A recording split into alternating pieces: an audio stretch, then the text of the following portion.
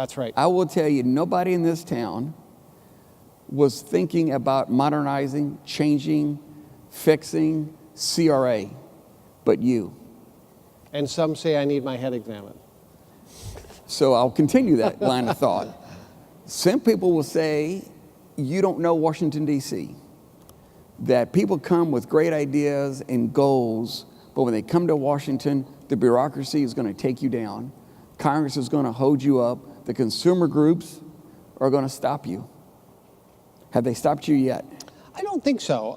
I do think it is an education process when you come to Washington, D.C. about how actually things get done.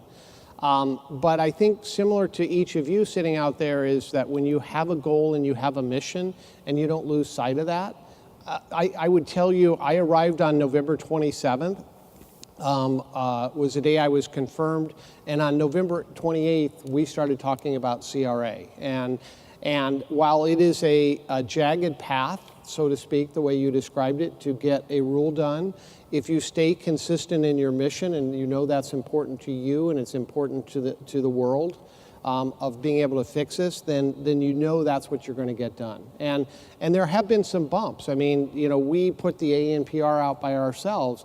I would have preferred that we did that together, but we finally got to the point where I said we need that feedback from the market.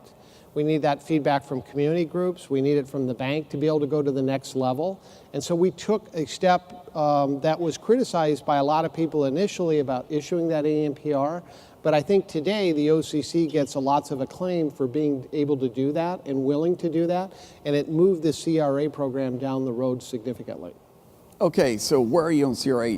Obviously, you thought CRA was not working. Being a former banker, you said it's not working.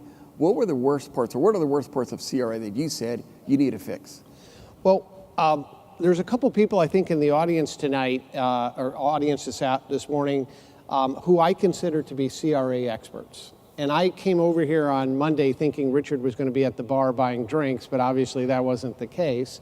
And I sat down with those people, and the most amazing thing that I will tell you is I have probably met with over 1,100 people about CRA since I've come to Washington, D.C. I've met with people one-on-one. I've met with people in large groups. I've met with, you know, nonprofits, civil rights organizations, and banks. And of those 1,100 people, only 2 people could accurately describe to me the way that CRA was measured, believe it or not. And on Monday night, I was with some people that I would consider to be one of the top 10 CRA people in the world. And I asked that person to give me how CRA is evaluated. Now, he had a methodology, but the methodology wasn't the way that CRA was supposed to be measured. So I think there are 4 things that are really important in my mind. We have to clarify for financial institutions and community groups what does qualify for CRA. And I will tell you, there is tremendous inconsistency. What can qualify in Chicago is different than what qualifies in LA. What qualifies in San Francisco is different than what qualifies in Miami.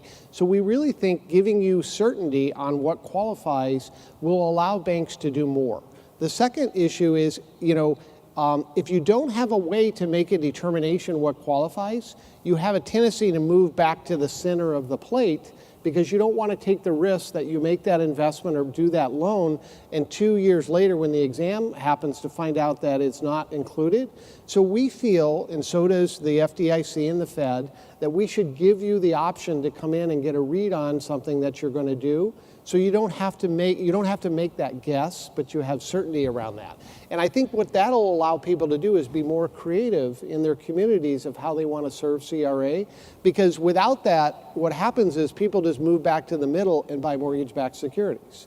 And we want people to be a creative in the approach. So number 1 is giving you certainty.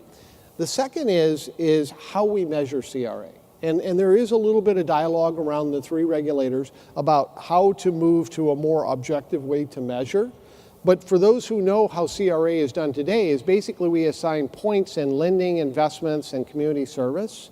But what I say about that system today is you can be the best of the worst of the best, and it'll impact your rating. Because if you are the best of the worst in your market that does really bad in CRA, you can be outstanding. but that same person who was in a normal market would be viewed probably as needs improvement. And so we need to be able to say to institutions, here's the objective way that you could be measured in CRA. The third area we want to resolve is the issues around assessment areas. I think what has happened over the years, we've boxed institutions into their assessment areas, and unless it's in your assessment area, banks very rarely deviate outside the assessment area.